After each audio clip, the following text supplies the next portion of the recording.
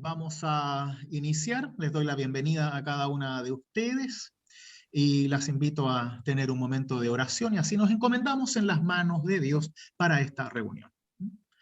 Oremos. Todopoderoso y eterno Dios, te damos gracias por tener tu palabra frente a nuestros ojos y poder leerla, interpretarla, comprenderla y seguirla en comunidad. Sabemos que en ella encontramos a Cristo vivo y que ese Cristo es quien nos conduce a la vida eterna. Danos tú la sabiduría, buen Dios, para leer estas palabras y que sean de vida, de espíritu, de servicio para nosotros. Te lo pedimos en nombre de Cristo Jesús nuestro Señor. Amén. Amén. Quiero invitarlos a leer el Evangelio de Juan en el capítulo 6. Vamos a empezar desde el versículo 60. Juan 6, versículo 60.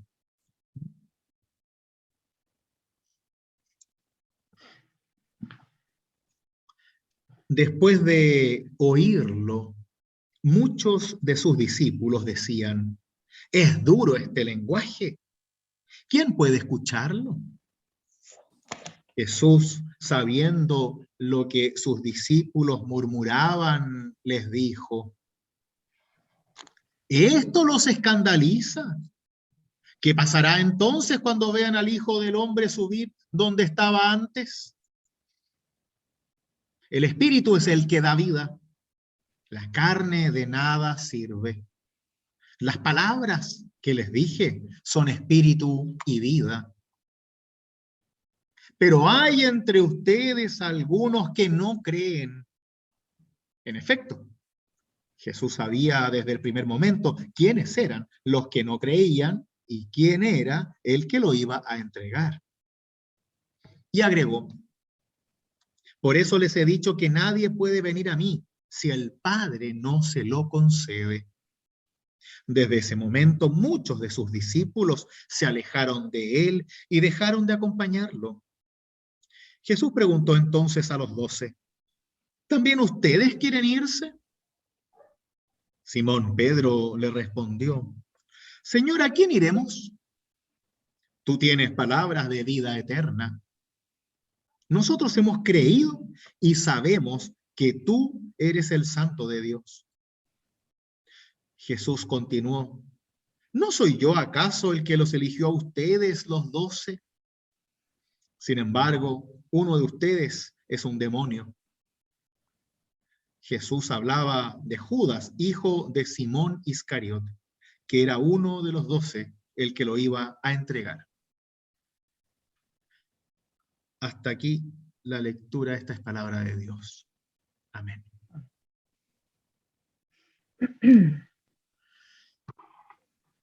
Duro lenguaje, difícil de comprender. Habíamos visto la reunión anterior, ¿no? Cómo Jesús utilizaba los símbolos de la carne, de la sangre, como caminos para recibir la vida eterna. Y claro, cuando uno escucha eso, frases como el que no me come y el que no bebe de mi sangre, entonces no tiene vida, ciertamente al verlo como algo literal, causa una impresión importante, ¿no? Más que decía antes, ¿no? Porque mi carne es la verdadera comida y mi sangre la verdadera bebida, y así el que come mi carne y bebe mi sangre permanece en mí, decía Jesús, ¿no? Es un lenguaje difícil. Para nosotros es más fácil, ¿por qué? Porque lo escuchamos, lo hablamos, lo conversamos, discutimos, y ya crecimos dentro de un ambiente cristiano, al menos culturalmente cristiano. Pero imagínense ustedes por un momento, si escuchan estas palabras de Jesús o de quien sean hace 2000 años atrás, provocarían un poco de rechazo. O sea, al menos una pregunta de, ¿qué está diciendo? Como nosotros ya conocemos el sacramento, ya estamos en el mundo, entonces no es tan terrible, pero cuando tú no vienes de esta tradición, claramente tiene que haber costado muchísimo más. ¿Mm? Por eso este lenguaje se manifiesta como algo duro, algo difícil de comprender. Y los discípulos se lo dicen. No es que le estén reclamando como que fuera falso, sino que le están diciendo, pucha, no cachamos nada, como decimos en Chile, no entendemos. Eh, Está siendo muy complicado y además que esa diferencia, esa cercanía entre lo literal, lo simbólico y lo sacramental que aún no conocen, eh, puede traer a muchas confusiones. ¿Mm?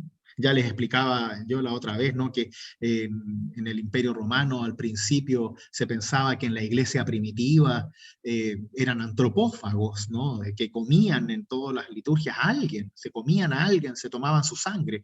Eh, y por eso los cristianos en un momento eran más perseguidos aún de lo que ya eran, porque parecían caníbales en sus reuniones ocultas donde se comían a alguien.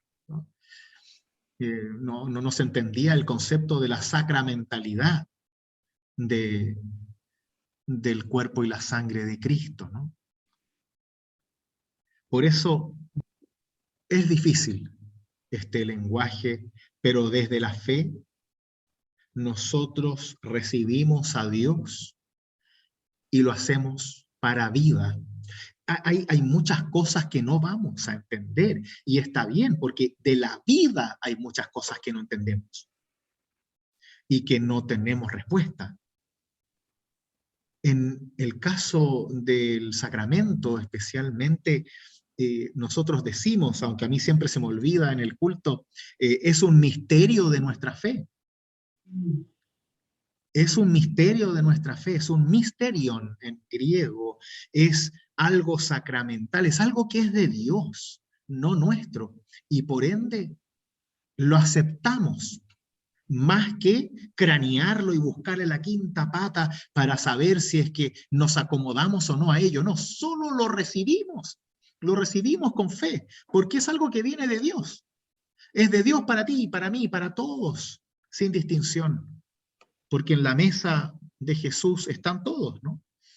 Los buenos, los malos, los que lo traicionan, los que lo niegan, los pecadores, los que dudan. Y en este caso, en nuestra mesa, que es la mesa de Jesús también. Por eso tenemos que estar tranquilos en el ámbito de que esto es de Dios y no es nuestro. Y si no entendemos todo, está bien, porque es un misterio de Dios. Y al momento en que entendamos todo lo que Dios hace, seríamos Dios también. Por eso no es una locura, para nada. No es falta de fe el hecho de dudar, de no tener el cuadradito completo, de no comprender bien exactamente todo lo que hace Dios en nosotros, todos los dones que Dios nos da, incluyendo los sacramentos como don de gracia.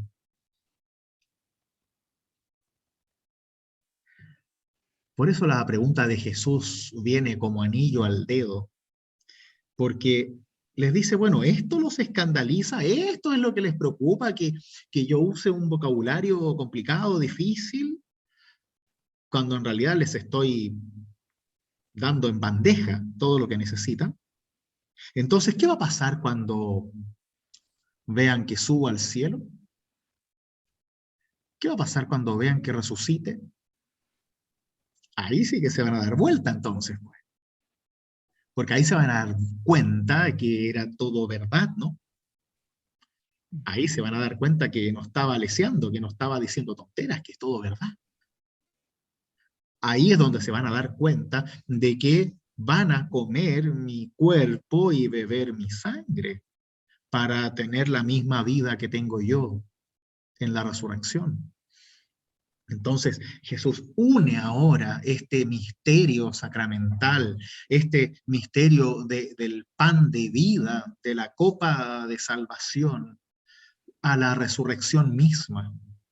Ya lo había dicho antes, ¿no? Que el pan y el vino son para dar vida. No es para hacernos perfectos, no es para que nos creamos dioses o superhéroes, no es para que nos sintamos vivos y para que tengamos la certeza total de la presencia de Cristo en nuestras vidas, tal como tenemos ya la certeza del Espíritu Santo en nuestro bautismo. Y así, ahora, todo eso se une de una forma magistral con la resurrección. ¿Por qué? Porque, tal como decía Jesús, esto es para dar vida. Y si no estás recibiendo vida del sacramento, entonces te estás perdiendo todo. Te estás perdiendo todo porque es para vida. Por eso, cuando las personas se niegan a sí mismas el sacramento, se están negando la vida. Cuando las iglesias niegan el sacramento y le ponen a las personas que tienen que cumplir, condiciones. claro, condiciones, gracias, cumplir con ciertas cosas, de perfecciones comunitarias, están quitándole vida a las personas. Uno no puede decidir a quién le da el sacramento o no. Y más que uno conoce los pecados de la gente, ¿no? Claro, claro, o sea, a mí me cuentan las cosas. Entonces, está bien que yo retengo poca información y se me olvida el tiro, pero y no juzgo en general tampoco. O sea, todo lo que me cuenten ya lo hice, así que me da lo mismo, pero el tema es que hay una cuestión de que yo no puedo juzgar, como decir, ah, mira, la verdad es que Karen, no, así que paso de largo. No, pues, ¿cómo voy a hacer eso? O no, es que Belén dudó la otra vez por no sé qué cosa que me contó, entonces la paso de largo. No, todo lo contrario. Como siempre decimos, mientras más pecador, mientras más duda, mientras más necesidad, entonces con mayor razón lo necesito. El mensaje a veces se entiende al revés con estas cosas, ¿no? Y Jesús, debemos tenerlo en cuenta siempre, que esto es para vida. Y si no es para recibir vida, entonces no es nada. Imagínense lo contradictorio que es que utilicemos el sacramento, el regalo de Dios, la gracia, el don gratuito de Dios, para controlar la vida de los demás, para abusar de sus pecados, para golpearlos en el suelo cuando han pecado, cuando se separaron, se divorciaron, cuando son madres solteras, o sea, cuando tienen una orientación sexual distinta. O sea, imagínense el mensaje, ¿no? De la gracia de Dios para darnos vida. Los seres humanos elegimos abusar, controlar, pisar a aquellos que consideramos menos dignos que nosotros, cuando precisamente en el sacramento somos todos igual de dignos a los ojos de Dios, somos todos igual de hijos e hijas, todos igualmente amados. Entonces no tiene ni pies ni cabeza cuando en las iglesias, en las comunidades, a veces pretendemos hacer esta separación entre santos y pecadores, ¿no? Como que santo fuera el que paga la membresía y pecador el que llegó tarde o cualquier otra cosa, y no tiene nada que ver con plata, ni con tu historia, ni con tus pecados. Trata solo de tu necesidad de Dios y de tu fe en ese sacramento. Pero siempre como que queremos más, ¿no? Incluso han habido distintas etapas en la historia en donde se han puesto más y más y más condiciones. En en la iglesia luterana conservadora, el pastor decide quién va a la Santa Cena, ¿no? Y si tú no hablas con el pastor antes, entonces no tienes permiso y se acabó nomás, porque es como una especie de semidios, ¿no?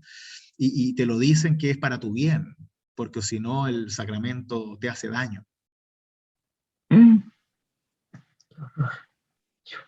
¿Y cómo el sacramento te va a hacer daño? ¿Cómo? Si es de Dios. ¿Mm? Claramente que hay una necesidad importante de forjar comunidad, de ponernos serios, de tomar en serio los dones de Dios. Pero yo no sé si esa seriedad viene atada o de la mano de negárselo a las personas. Creo que la formación religiosa, la educación cristiana, la responsabilidad tiene que ir de la mano de la participación y, y confiar en que Dios hace el milagro en nosotros y no lo hacemos solo nosotros por el propio esfuerzo. ¿Mm? Si fuera por el propio esfuerzo, entonces nos quedamos todos afuera o solo se quedan adentro los que se crean más perfectos que los demás. ¿Mm?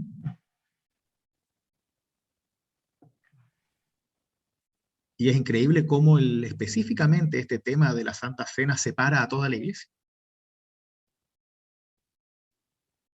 Es todo un tema, porque los tratados no están firmados, ¿no? De a dónde puedo ir yo a tomar la Santa Cena y a dónde no. Y hoy en día eso en general se hace, pero se hace en la mala. Ninguno de nosotros puede tomar la Eucaristía en la Iglesia Católica y ningún católico puede tomar, teóricamente hablando, ¿no?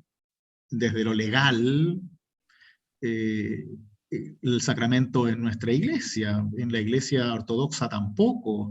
En general, no hay comunión de altar, como se dice. ¿Ya? Se hace desde lo práctico, pero desde lo teórico no. ¿Mm? Entonces, piensen que ni siquiera en ese tipo de cosas podemos sacar nuestras diferencias. ¿Ya? Ahora, yo lo hago, por supuesto, yo voy a tomar el sacramento a todos lados a donde voy. ¿Mm? E invito a la gente a que haga lo mismo. Eh, pero en lo legal no se puede. ¿Mm? Yo lo agradezco. De No, verdad, o sea, de verdad. legal. Pues no entiendo lo legal, no entiendo eso de legal, que si la iglesia no es legal, no sé si son creencias, ¿qué tiene que ver las cosas legales con esto? Porque se refiere a lo legal en el caso de la Iglesia Católica, por ejemplo, el derecho canónico, ¿no? En donde están las normas y reglas de la misma Iglesia, donde se dice qué cosas se permiten y qué no. Y una de esas cosas es que ningún divorciado puede tomar el sacramento, que ninguna persona que no tenga toda su vida católica en orden tampoco puede tomarla, el que no se haya confesado con el cura antes tampoco puede tomarla. A la larga son súper pocos los que pueden tomarla. ¿Mm? Y si uno la toma sin saber, la tomaste nomás. No. Claro, pero ahí se dice que en realidad la tomas para mal, que la tomas para maldición en vez de bendición. ¿Ya? Porque el apóstol Pablo en Corintios tiene un texto al respecto cuando habla de la Santa Cena y les está reclamando a los corintios que hacen una comilona en vez de hacer la Santa Cena, ¿no? Entonces ahí él dice, claro, si ustedes están tomando la Eucaristía para maldición, no para bendición, ¿por qué? Porque no están haciendo una acción de gracia, están haciendo una comilona en donde solo comen los que tienen plata, los pobres quedan afuera, entonces está haciendo una crítica hacia lo que están haciendo ellos, pero la gente saca ese versículo y dicen, ah, claro, el que no lo toma bien, el que no toma la Eucaristía correctamente, como se debe, que cada uno inventa eso, por supuesto, el cómo se debe, la toma para maldición y no para bendición. Y de ahí tomamos eso y hacemos cualquier cosa. ¿Mm? Sí, está súper interpretativo. Claro, y como tú sabes, Marina, los seres humanos somos hechos para ponernos reglamentos, normas, y De ahí hasta empiezan a decirte cómo tienes que vestir antes de la Santa Cena. Había una época en donde ni siquiera podías ir con barba, por ejemplo, los hombres, y las mujeres tenían que ir con el pelo tomado. Sí, los Y con pantalones, velo. ¿no? Y con Claro, velo y también. con velo, claro, porque era Con sino una velo. falta de respeto. Sí, y los pantalones parece que no se podían usar, algo así. Sí, No. increíble. No, increíble. ¿No? Ah, No. Claro, y eso se no. mezcla con el sacramento y no tiene sentido. ¿Mm? Ya. Al final lo que pasa ahí, por lo menos lo que yo siento, porque a mí me pasó lo que tú estás comentando, de que a mí me negaron tomar la Santa Cena en mi antigua comunidad, que fue el punto de quiebre por la que yo me alejé de esa comunidad. Porque al final uno que se ha criado en una comunidad cristiana y tiene un entendimiento de lo que significa para tu crecimiento en la fe, lo que vale la Santa Cena, el que te nieguen esa posibilidad hace un quiebre en tu fe, Sí. porque es algo que tú vas a buscar porque lo necesitas. Entonces, como te están negando la ayuda que tú necesitas. Por ejemplo, yo vengo de la iglesia, bueno, algunas de las señoras saben, yo vengo de la iglesia luterana de la otra rama, fui criada en esa comunidad muy estricta y estábamos pasando una situación familiar compleja y nos alejamos con mi mamá porque estábamos luchando con cosas personales, familiares, y cuando volvimos yo quise tomar la Santa Cena y el pastor se me acercó y me dice, porque estaba el obispo justamente en ese culto, y me dice, el obispo manda avisarte que no te puedo dar la Santa Cena. Mm. Y eso El para mí obispo generó más así encima, ¿qué se mete él? Uy, qué tremendo. El y ahí fue obispo. como, ustedes no me acompañan. Claro, y fue el quiebre. Fue ahí cuando yo tomé la decisión. Dije, no, no me acompañaron en el proceso que yo estaba viviendo antes. Y cuando quise volver a pedir ayuda, me la niegan. Claro. Y ahí se rompe mi relación con esa comunidad. Ujú. Porque Es que, fue como, disculpa, pero desde el lenguaje, ¿no? Hay una descomunión, ¿no? No hay una comunión, una común unión con la comunidad, ¿no? Se rompe solo. Te claro, excomunicaron. ¿Mm? exacto. Y al contrario, por ejemplo, ahora con todo lo que pasó de la pandemia, el que no pudimos reunirnos, no poder recibir la comunión, el volver al primer culto y tomar la comunión nuevamente en comunidad, no sé si a ustedes les pasó, pero a mí me generó una emoción muy profunda. Y Sí. me acuerdo cuando vino Julie de Alemania, cuando estuvo de visita y también estábamos sentadas juntas y se acercó a tomar la comunión y después se largó a llorar y decía, yo le agarraba la mano y le decía, Julie, todos pasamos por lo mismo, porque todos los que estamos aquí tenemos una fe fuerte y entendemos lo que significa tomar la comunión y más aún tomar la comunión con tu comunidad. Porque claro, ella que está en Alemania a lo mejor está participando con otras iglesias. Mi propia mamá, que está en Chaitena, ya no hay iglesia luterana, pero igual participa con la comunidad evangélica, con la comunidad católica, toma la Santa Cena, pero no es lo mismo el estar con tus hermanos en la fe, eh, con tu comunidad, porque es un momento de encuentro, no tan solo con Cristo, sino también es un encuentro con tus hermanos. Así es. Así es. Eso es tan Muchas importante, ¿no? gracias. Qué Porque a mí me lindo. pasó lo mismo, de verdad que por eso estoy tan agradecida. Tenía muchos años que no podía participar y me dio mucha emoción, igual la primera vez.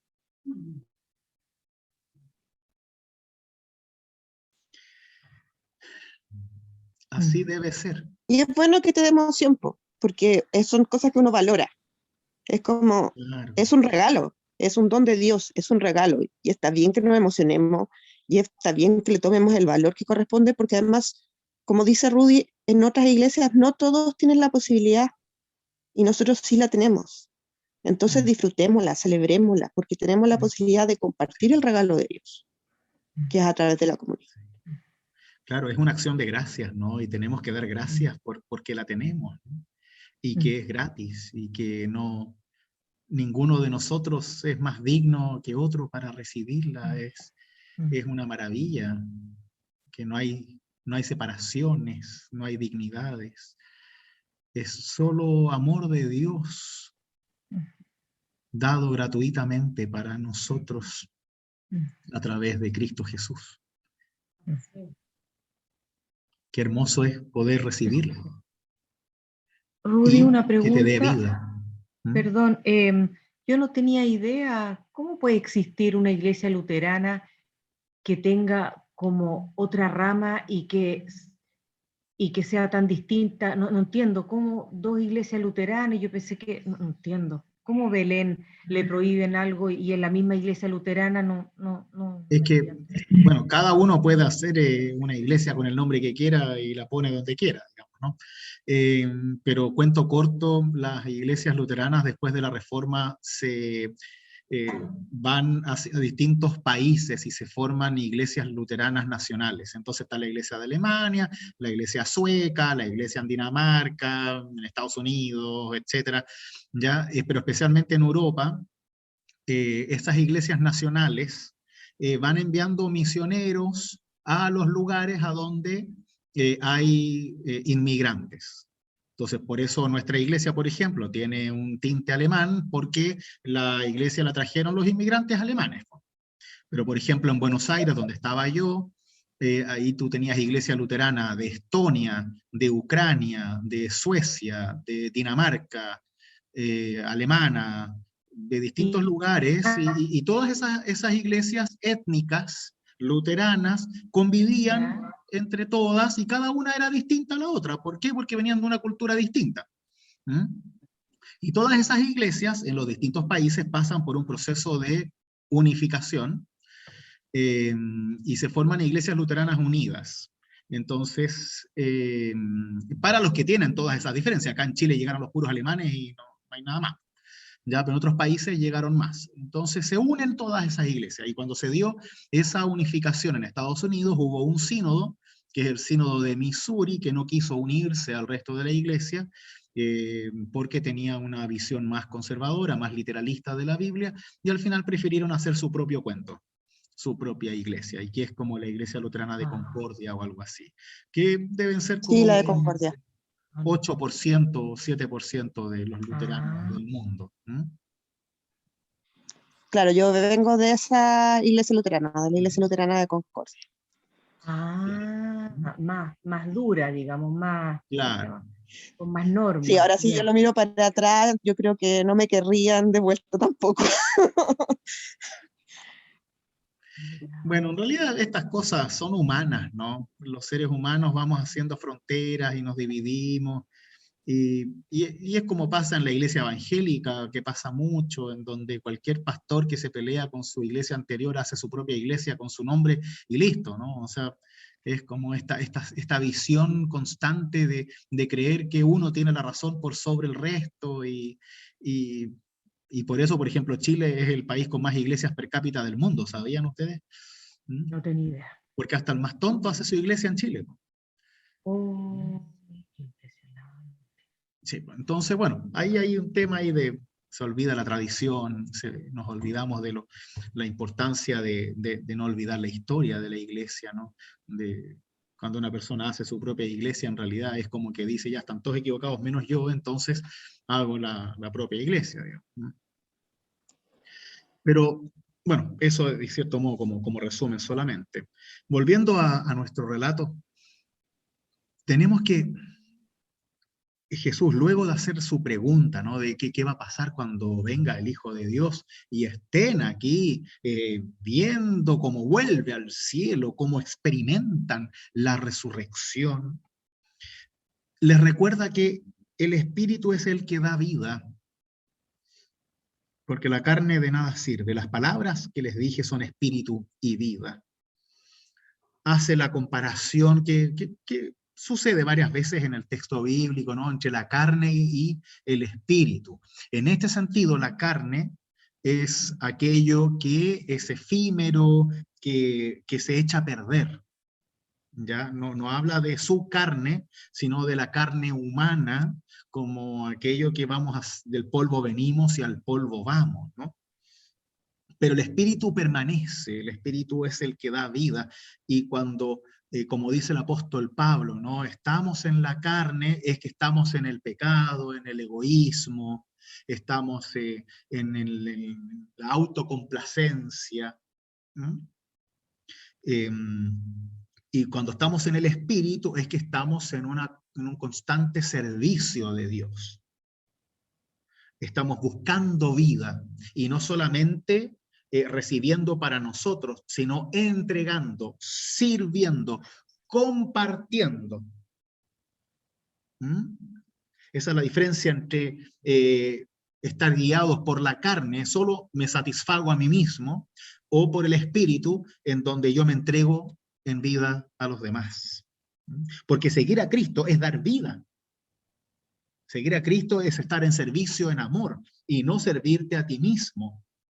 Por eso, después dice que hay muchos que ya no creían y que se fueron, que no lo seguían.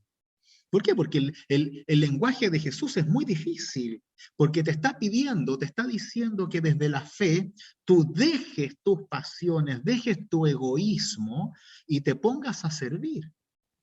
Dejes de querer ser tú el centro del mundo y te pongas a amar y perdonar, en donde te está invitando a que el premio de tu fe sea perder lo que tienes para dárselo a los necesitados.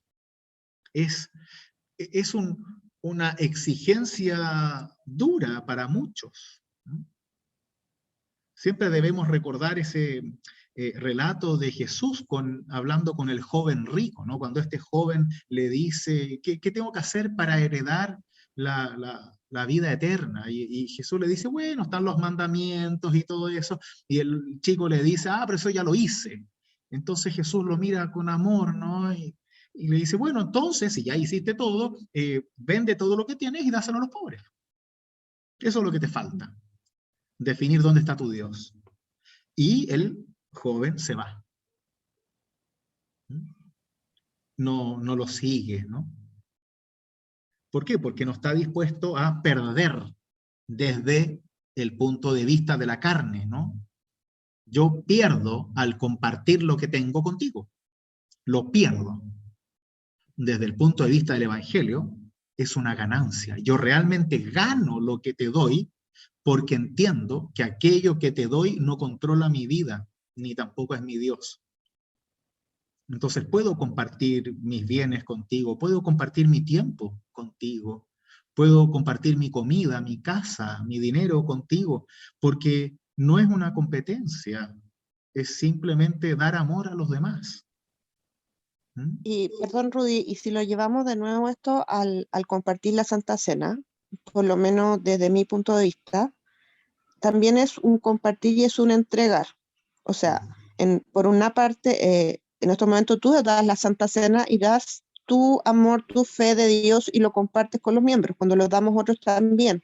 Uno no hace la Santa Cena para una persona. Lo siento yo así. También creo también que debe ser por eso que cuando terminamos la Santa Cena es otro miembro el que te da la Santa Cena a ti. Porque es otro el que da y comparte su amor en Cristo contigo. No me lo estoy autodando. Es como algo que los dos poseemos, yo doy de mí para ti y tú das de ti para mí.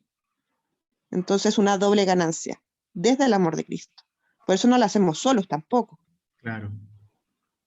Claro, es un compartir constante, compartir de Dios, compartir entre nosotros, compartir el pan.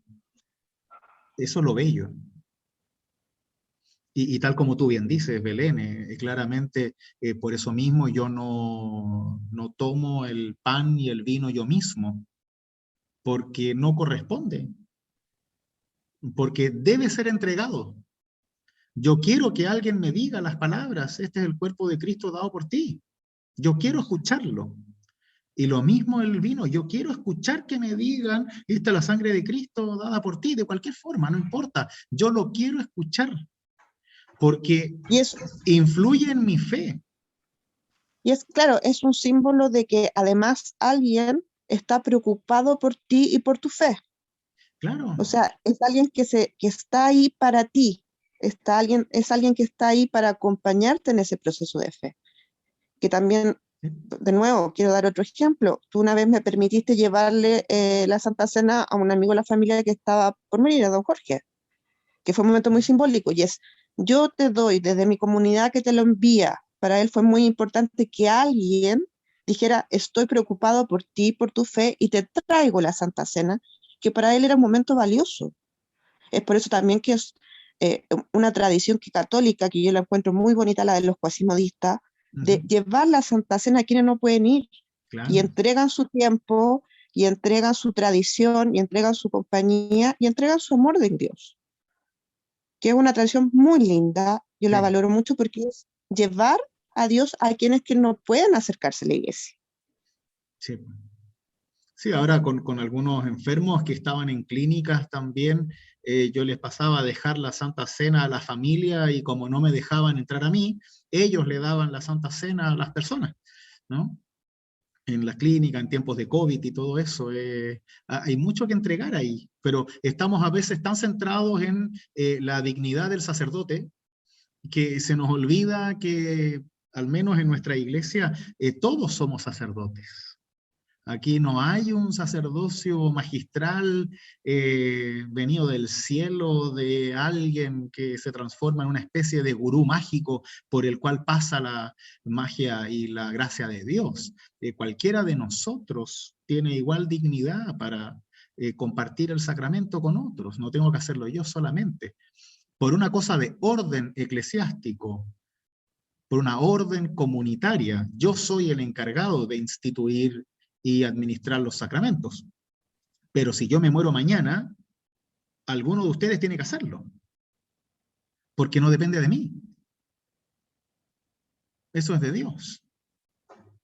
Por eso en el culto, cuando me vean ahí en la Santa Cena y no estén haciendo nada, alguno de ustedes puede ir, acercarse a mí y darme el sacramento. No tiene que ser exactamente la persona que está compartiendo el vino. Cualquiera de ustedes puede acercarse a mí, toma la patena, que es el plato del pan de comunión, y dármelo.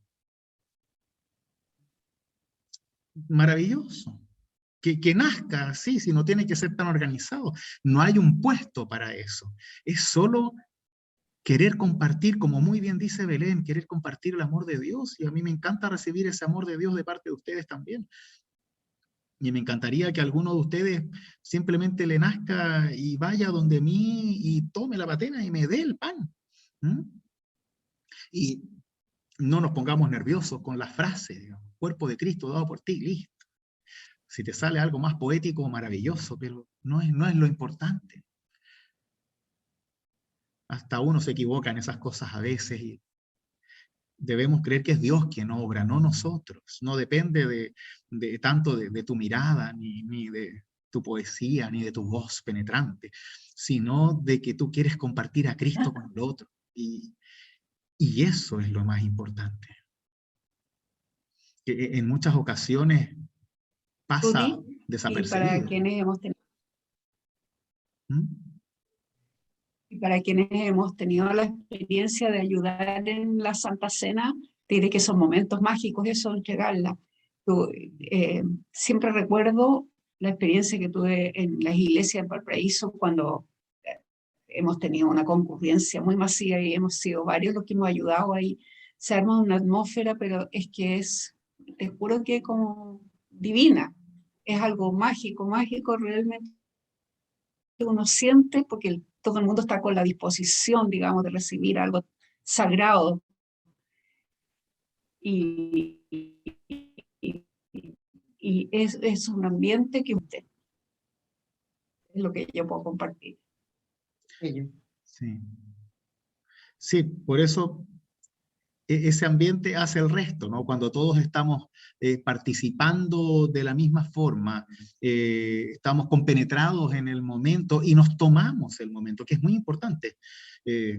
Los que participan de nuestra iglesia saben que nos tomamos el tiempo que sea necesario para recibir el sacramento y no nos apuramos, porque es un tiempo para ti y Dios, para ti y la comunidad, y tienes que aprovecharlo. Y en ese momento tú estás orando, estás pensando, estás pidiendo que Dios obre en tu vida. Es un momento íntimo de mucha fuerza en la fe que compartimos en comunidad, ¿no? Estamos todos en la misma, donde somos todos iguales, incluso con nuestros fallecidos también, los santos en el cielo y en la tierra. Es un momento perfecto, perfecto. Y tenemos que aprender cada vez a disfrutarlo mejor, a recibirlo mejor, a compenetrarnos mejor, a estar más receptivos, más perceptivos también. Es algo maravilloso. Y claro, a veces estamos más dados que otras, ¿no? Pero siempre tenemos que ir al sacramento con la disposición de recibir de Dios, de recibir de la comunidad, de compartir con la comunidad, de recordar a nuestros seres queridos que ya no están y recibir la fuerza y presencia de Dios. Para seguir viviendo, recibir vida y unirnos en esa vida. Es tan maravilloso. Y lo más maravilloso es que al menos nosotros no tenemos reglamentos para eso. La única regla es ir y aprovecharlo. Es creer que es para vida, es creer que es un regalo de Dios, que no te hace mejor, te hace ser de Dios, para Dios, que te hace estar vivo. Por eso es tan importante. No se trata de magia, se trata de permitir que Dios haga su obra en nosotros. Muchas veces queremos hacer todo nosotros, queremos nosotros interpretar la Biblia, queremos nosotros tener la razón, queremos nosotros saberlo todo, y en el sacramento no somos nada. Es Dios el que hace la obra. Por eso el pastor da lo mismo. Da lo mismo si la hago yo o lo hace otro. Lo importante es que la tomamos juntos y que es para vida. Por eso para nosotros la visión del sacerdocio es el sacerdocio universal de todos los creyentes, que significa que somos todos igualmente sacerdotes a los ojos de Dios, que todos tenemos la misma dignidad para servir a Dios y a la comunidad a los ojos de Dios. La única diferencia entre yo, como pastor, y ustedes, es que yo fui elegido por la comunidad para servirles como pastor. Y eso. Obviamente que estudié y todas esas cosas, pero me refiero a que incluso la misma elección la hace la comunidad, no Dios. El obispo no me puso aquí, me puso la comunidad. Ellos cometieron el propio error. Así que mañana puede haber otro, ¿no? No es lo importante.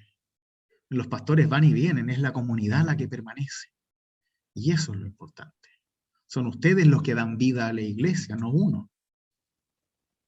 Desde la vida que reciben de Dios. Por eso no hay que ser tan pastorcéntricos. Cada uno puede servir a Dios. Y si no sabe, pregunte. Hay tanto que hacer. Y si alguna vez quieren hacer algo, pregunten. Capaz que les digo que sí. Qué hermoso es cuando podemos hacer estas cosas juntos. Y no necesitamos creer que tenemos que ser de la nobleza para poder servir a Dios en la iglesia, ¿no? Y de ahí también podemos tomar, que quiero dar como referencia al texto de las hermanas cuando recibieron a Cristo. María que y una Marta. se quedaba, María y Marta, que una servía y la otra escuchaba.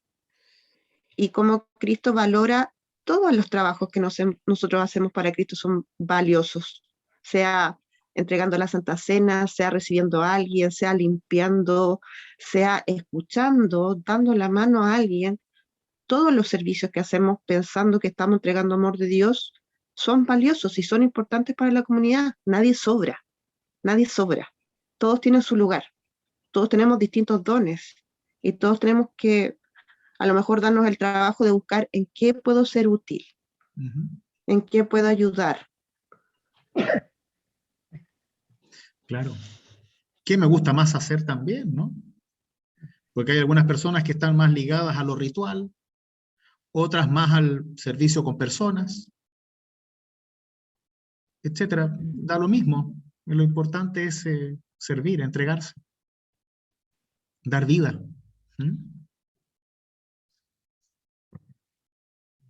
Jesús avanza en su relato diciendo, por eso les he dicho que nadie puede venir a mí si el Padre no se lo concede. Y desde ahí el texto nos relata que muchos lo dejaron. Así funciona nuestra realidad de fe. Muchos se van. Así es la realidad. No es un castigo, no siempre es por mal trabajo, a veces sí, por supuesto, pero es normal que la gente se vaya, porque no todos están preparados para hacer lo que Jesús pide, que es dejar la carne por el Espíritu.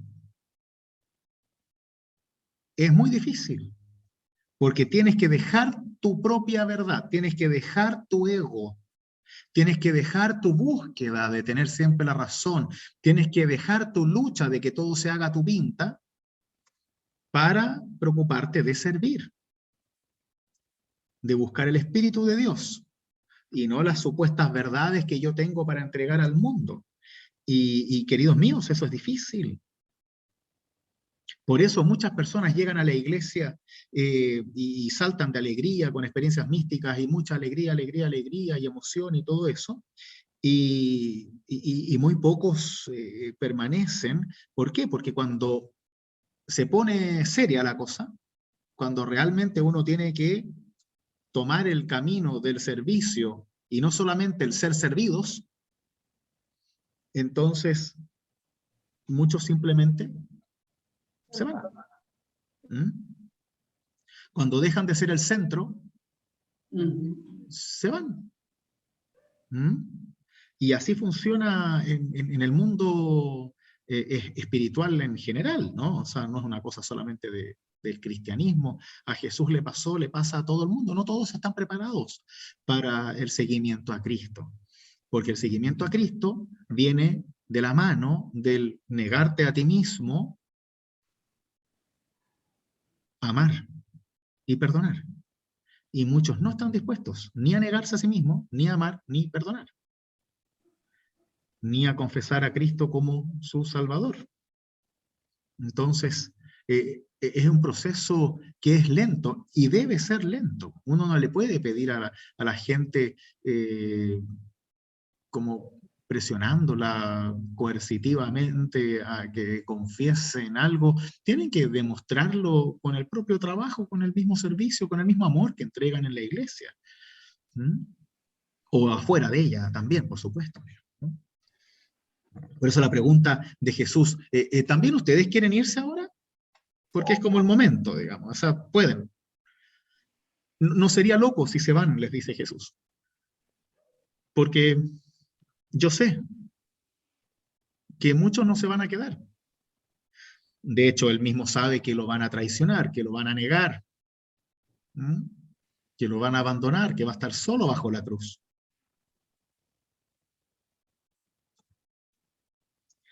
Y ahí Pedro, en una de sus pocas alocuciones correctas, le dice, pero Señor, ¿a quién iremos? Interesante, ¿no? ¿Y a dónde vamos a ir? O sea, si no te seguimos a ti, ¿a quién? Y es muy interesante la pregunta, porque gurúes, maestros, hay en todos lados. Entonces, ¿a quién seguimos realmente? Lutero siempre decía, o sigues a Dios o sigues al mal, pero a alguien vas a seguir. Tú tienes palabras de vida eterna. Tú tienes algo que el resto no tiene, que es precisamente vida. No significa que no haya otra gente sabia en el mundo, ni que no podamos sacar buenas cosas de otros lados, sino que debemos entender que solo Cristo tiene vida y da vida.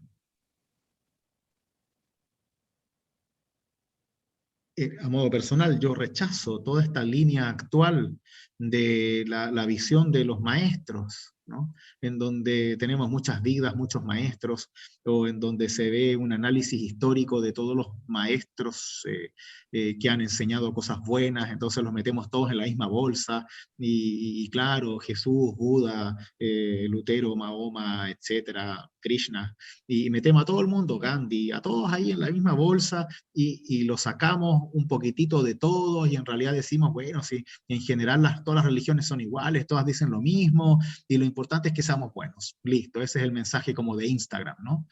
Y es totalmente falso, porque no se trata de decir que los demás están equivocados, se trata de tener claro qué camino sigo, y debo seguir uno, debo tomar una decisión, debo definirme. Yo no tengo 3 esposas, tengo una. Tengo que tomar decisiones en mi vida, no puedo llegar y decir, ay, es que me gustan todas las mujeres. Bueno, pero entonces no te cases. ¿Mm? Con nuestra vida de fe es importante que tomemos decisiones. Ya no podemos estar pimponeando toda la vida como buscando esta cosa perfecta en donde al fin y al cabo solo se alimente mi ego. Y la fe no es para alimentar mi ego, es para alimentar la fe. Y yo deje mi ego de lado y me ponga a servir, a hacer lo correcto. Por eso debo tomar una decisión, tarde o temprano, debo tomar una decisión. ¿Qué voy a hacer con mi vida de fe? Y si realmente voy a vivirla, voy a recibir esa vida para bien mío y de los demás. ¿Mm? El apóstol el Pedro sigue y dice que, bueno, tú tienes palabras de vida eterna. Nosotros hemos creído y sabemos que eres el santo de Dios, el consagrado, dice ahí, el hecho santo. Y ahí tenemos algo muy importante, que Pedro va un paso más allá y no solamente le habla sobre lo que Jesús dice, sino sobre lo que Jesús es. No se trata de que Jesús diga cosas buenas, eso lo puede decir cualquiera. El mandamiento del amor lo puede deducir cualquiera, digamos, no tiene que ser Jesús el que lo dice, da lo mismo quien dice, ámate a ti mismo y ama a Dios sobre todas las cosas. No importa si lo dijo Moisés antes, no importa si están los mandamientos, da lo mismo, no importa si lo dijo Buda. El tema es lo que Jesús es. Y desde lo que Jesús es, entendemos el mandamiento. Jesús es el santo de Dios, Jesús es el consagrado de Dios, Jesús es el Hijo de Dios, y esa es la diferencia. Los demás no son hijos de Dios, con mayúscula. Todos somos hijos e hijas de Dios, pero el Hijo de Dios es Cristo Jesús. El que nos da vida y da su vida por nosotros es Cristo Jesús. Buda no murió por mí, por muchas cosas buenas que haya dicho o hecho. Y debo darme cuenta que en mi vida de fe tengo que tener un camino claro.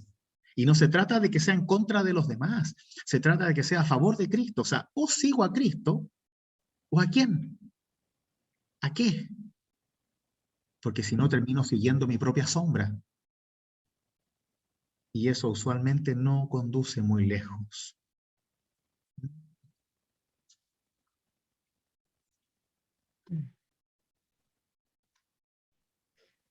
Si no creemos, si no seguimos, si no valoramos a Cristo en nuestras vidas, entonces pasa lo que le pasó a Judas.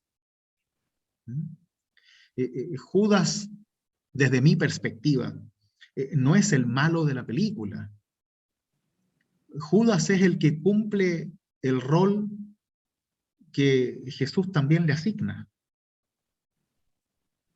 de aquel que lo tenía que entregar, porque alguien tenía que entregar a Jesús, para que él muriera y pudiese resucitar. Pero más allá de esa misión, Judas es aquel que Jesús no le basta. No es suficiente Jesús para él. ¿Por qué? Porque no le trae lo que él quiere. Judas quiere a un Mesías, a un Salvador que venga a cumplir con sus expectativas. No que le venga a enseñar el amor y el compartir y todas estas cosas bonitas y entregar la vida por los demás. No, pues él quiere un guerrero, él quiere a un Salvador que venga a matar a los romanos, a liberar a los judíos, a establecer el pueblo de Israel como el centro del universo. Y Jesús no vino nada a eso, pues. Y eso causa frustración. Lo mismo pasa en la iglesia, ¿no? Que la gente también se frustra a veces porque la iglesia no es perfecta, porque la comunidad no es perfecta, porque hay gente pesada en todos lados, porque el pastor tira chistes fome, o porque el mismo pastor se equivoca, se pelea, se enoja, se pone tonto. Cosas humanas que nos pasan a todos, ¿no? Pero claro, cuando lo hace uno es como, ¡ah! Como si fuera el fin del mundo, ¿no? Todo el mundo puede enojarse menos uno. Y cosas por el estilo. Entonces, la gente se frustra, pero cuando tenemos una fe segura, cuando sabemos a quién seguimos, que yo no sigo al pastor, sino que sigo a Cristo, el pastor me puede caer mal, pero yo sigo a Cristo. Ya está, yo no sigo al pastor de la comunidad, yo sigo a Cristo. Entonces, ahí no me pierdo. Cuando sigo a la persona que me está predicando, ahí me pierdo. Porque se me olvida que esa persona es un ser humano igual de pecador que yo, que tú, que nosotros. Siempre tenemos que estar con Cristo en el corazón, con Cristo en la mente, con Cristo en los labios, y nadie más. Porque si no nos empezamos a predicar y a seguir entre nosotros mismos. Y nuestro llamado es seguir a Cristo para tener vida. Yo no le doy vida a ustedes, es Cristo el que lo hace. Yo se los comunico nomás. Por eso en este caso el ejemplo de Judas es tan importante, porque tenemos que tener mucho ojo, y con esto ya termino, tenemos que tener mucho ojo con nuestras expectativas. La vida de fe es una vida larga. Y la iglesia nunca va a ser perfecta, la comunidad nunca va a ser perfecta, el pastor nunca va a ser perfecto. Lo único perfecto es la fe que Dios me da y yo debo hacer algo con esa fe. Y lo primero que debo hacer es seguir a Cristo. Y cuando me doy cuenta de que estoy siguiendo a Cristo, y no solamente al pastor de turno o la iglesia simpática o no, entonces ahí realmente empiezo a vivir una vida de fe real y no a imagen o necesidad personal. Eso es tremendamente importante. Porque de otra forma me aburro, me voy, me enojo por cualquier cosa.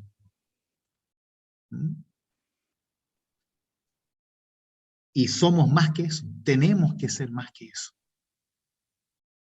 Porque seguimos a Cristo. No al gordo que nos predica todos los domingos. Es a Cristo a quien seguimos. Es la palabra de Cristo la que escuchamos. Y puede que no me caigan bien todos en la comunidad, así es. Puede que el pastor tenga un día muy malo y predicó puras tonteras, bueno, así es. Puede que el pastor no me llamó cuando estaba enfermo, bueno, así es. Pero tenemos que seguir a Cristo. No a los demás. Ninguno de nosotros es maestro del otro, el único maestro es Cristo. Y hacia allá debemos ir. Podemos ayudarnos, compartimos, nos exhortamos, orientamos nuestras decisiones desde la fe, pero siempre hacia Cristo. No hacia lo que yo encuentre correcto o tú encuentres correcto, hacia Cristo. Porque podemos pensar diferente, pero en Cristo somos todos uno. Y así debe ser.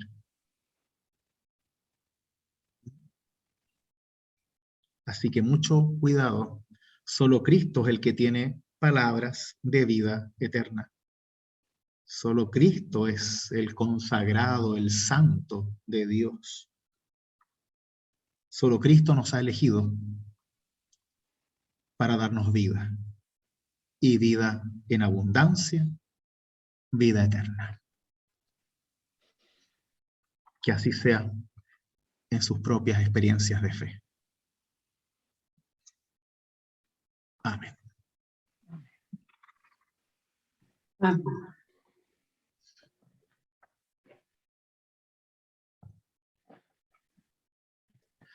Mucho que digerir. Mucho. Esto ya no se trata solo de comprender lo que la Biblia dice. Se trata de pertenecer a Cristo. No de entenderlo todo, ni de racionalizarlo todo. Se trata de ser de Cristo, de empezar a forjarnos en la persona de Cristo y no solamente en sus palabras. ¿Mm?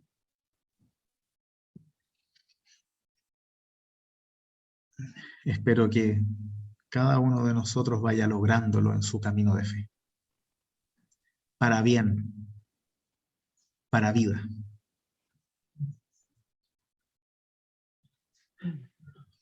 Oremos. Y así pedimos que sea Dios quien nos guíe a todos y todas en este proceso. Oremos.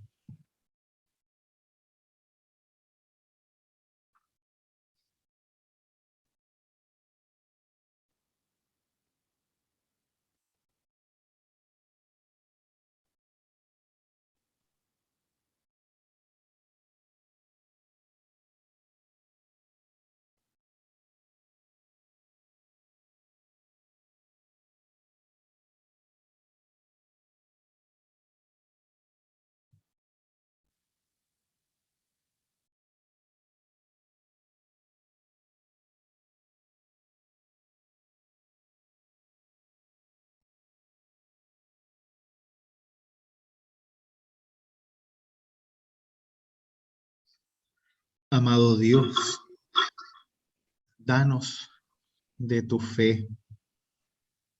Enséñanos tu palabra y muéstranos a Cristo. No permitas que nos quedemos solo con mandatos, con poesías, con relatos. Permite, por favor, que nos quedemos con Cristo, con su humanidad, con su divinidad, con su salvación, con su vida, con su cuerpo y su sangre. Las palabras, Señor, se las puede llevar el viento, pero Cristo está siempre con nosotros y es en Él en quien confiamos, a quien seguimos y a quien tú has enviado para darnos tu amor. Danos la fortaleza, danos la visión y la alegría de poder seguir a Cristo en nuestras vidas y que eso nos haga vivir mejor, que nos haga bien, que nos haga hacer bien a los demás, que nos haga perder los miedos, que nos haga superar las culpas, nos haga vivir como resucitados junto a nuestros seres queridos en una misma esperanza, en una misma comunión centrada en ti. Quédate ahora con nosotros y guíanos en los procesos personales y comunitarios de nuestra fe. Todo esto te lo pedimos sabiendo que tú nos amas, en nombre de tu Hijo Jesús, con la oración que Él nos enseñó. Padre nuestro que estás en los cielos, santificado sea tu nombre. Venga a nosotros tu reino. Hágase tu voluntad, así en la tierra como en el cielo. El pan nuestro de cada día, dánoslo hoy. Y perdona nuestras deudas, así como nosotros perdonamos a nuestros deudores. No nos dejes caer en la tentación, mas líbranos del mal. porque tuyo es el reino, el poder y la gloria por los siglos de los siglos. Amén.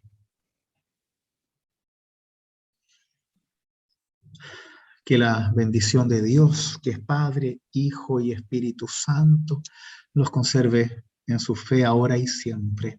Amén. Amén. Vayan en paz, queridos míos, y nos encontramos pronto, al menos los que estemos aquí cerquita, para compartir el amor, la comunión y el cuerpo y la sangre de Cristo. Amén. Amén. Y le vamos Gracias. a mandar y vamos a acordarnos de Irene, que está lejitos, pero le vamos a mandar toda la comunión de Dios para que también pueda presenciar esa hermosura que es estar unidos en Cristo Jesús. Gracias, gracias, Sí. gracias. Un abrazo para cada Muchas uno. gracias. Gracias. Muchas Gracias. gracias. Adiós.